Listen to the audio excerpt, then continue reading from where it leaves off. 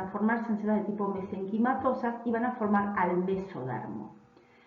Y las células que no migraron, que si bien terminaron en la línea media, que son estas que están en color gris aquí, ¿no? Que si bien convergen, pero quedan, no llegan a invaginar, no ingresan, son las que van a formar al ectodermo.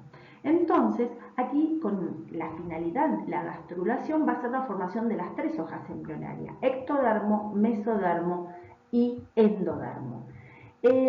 Con los siguientes movimientos que ocurren, que no están representados en esta imagen, pero que yo les fui contando hasta recién, es cuando ese mesodermo empieza a migrar desde la línea primitiva, ¿no?, hacia, hacia los costados de la línea media y luego hacia la porción cefálica, ¿sí? Recuerden que habíamos hablado de movimientos que tenían que ver con la divergencia, que era lo que pasaba últimamente, en el último de los movimientos que diferenciaban las 3 hojas.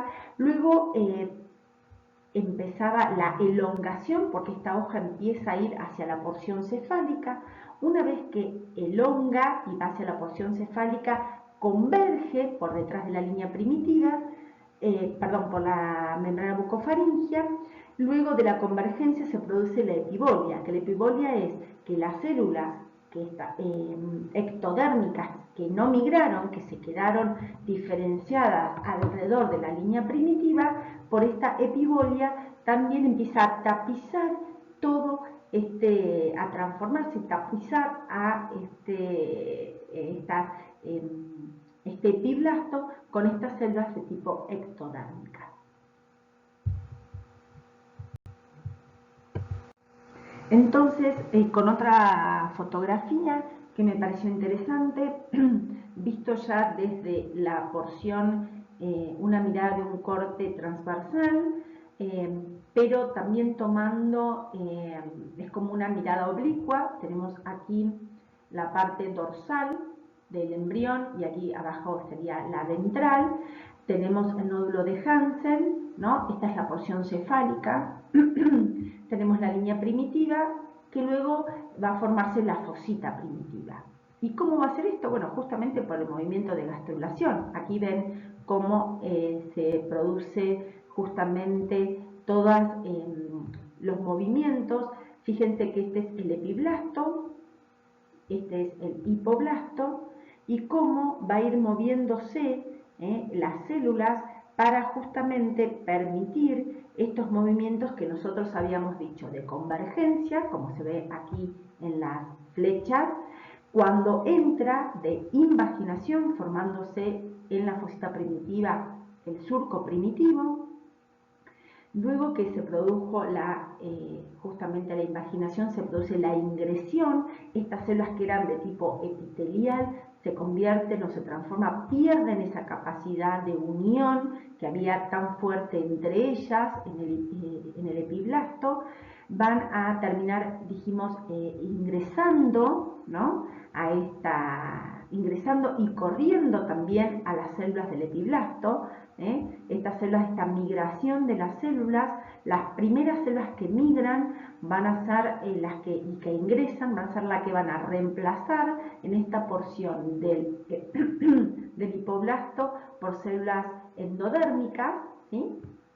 O sea, vuelvo a repetir, desplazan al hipoblasto. En este caso, esto es en inglés, es el endoblasto, llaman ellos, pero para nosotros es el epiblasto. Entonces, este epiblasto va a ser desplazado por estas primeras células que migran, formando la capa más ventral de estas 3 hojas embrionarias, que es el endodermo.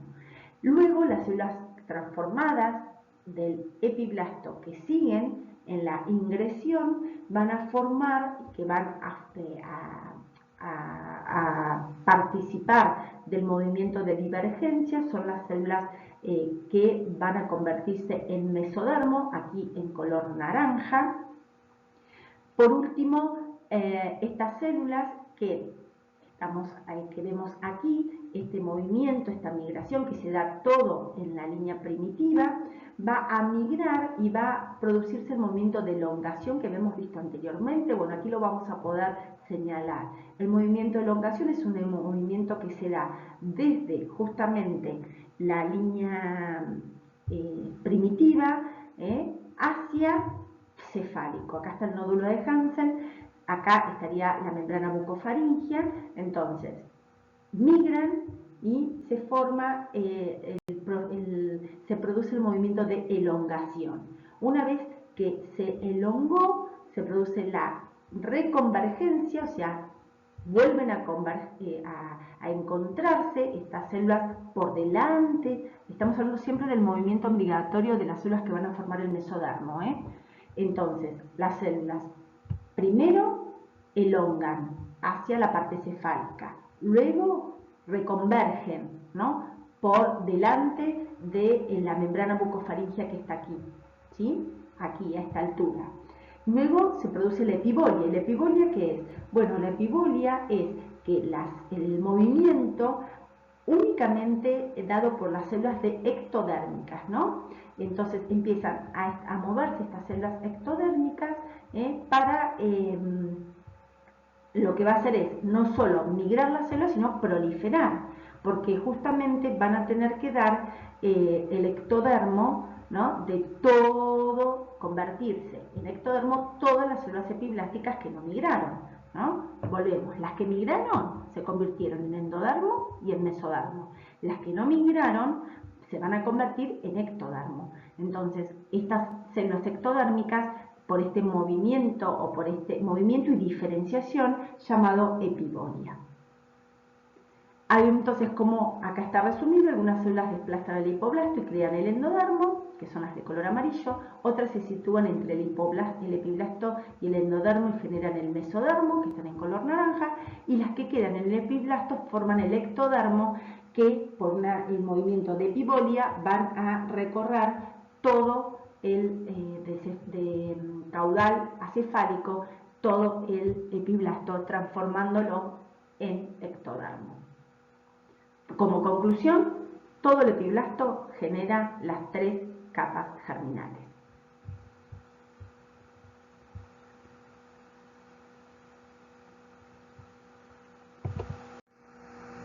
Bueno, repasando y volviendo a esta esfera interna, ¿no?, que está comunicada con la esfera mayor o externa a través del pedúnculo de fijación o pedúnculo embrionario, pedículo embrionario.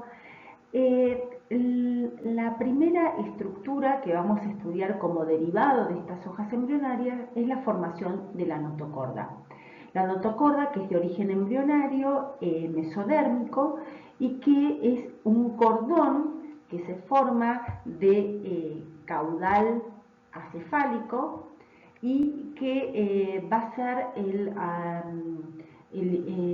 este cordón va a ser la estructura axial de este embrión en desarrollo y que va a formar y va a intervenir en el desarrollo del sistema nervioso central.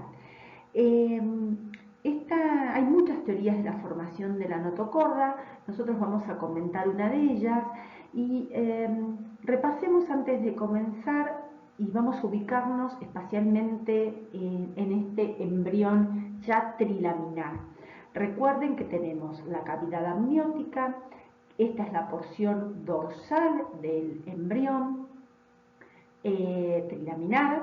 Aquí encontramos la porción ventral de este embrión con el saco vitelino, ¿sí? Y ¿qué encontramos? Bueno, encontramos las hojas embrionarias. ¿Cuáles eran? Entonces encontramos el endodermo, ¿no?, que fue el primero que se formó de las hojas embrionarias por migración del epiblasto. Recuerden el proceso de gastrulación. Tenemos el endodermo, tenemos el mesodermo y el ectodermo dorsalmente. Bien, aquí estaba la línea primitiva, la fosita, el nódulo de Hansen, y por más cefálicamente, que aquí no está representado, vamos a encontrar la membrana bucofaringea y la placa precordal. En esta figura, que es una continuación de la anterior, ya solamente tomando en cuenta a este embrión trilaminar y sacando las membranas que lo rodeaban y las cavidades, recuerden, aquí tenemos la porción cefálica, la porción caudal, que la única unión que mantenía a esta esfera interior con la esfera exterior, que era el saco coriónico, es el pedículo de fijación o embrionario. Bien, entonces, a nivel cefálico encontramos la membrana bucofaringea y la lámina precordal. ¿Por qué es precordal? Porque es hasta aquí donde es el límite cefálico, hasta donde llega la notocorda. En la porción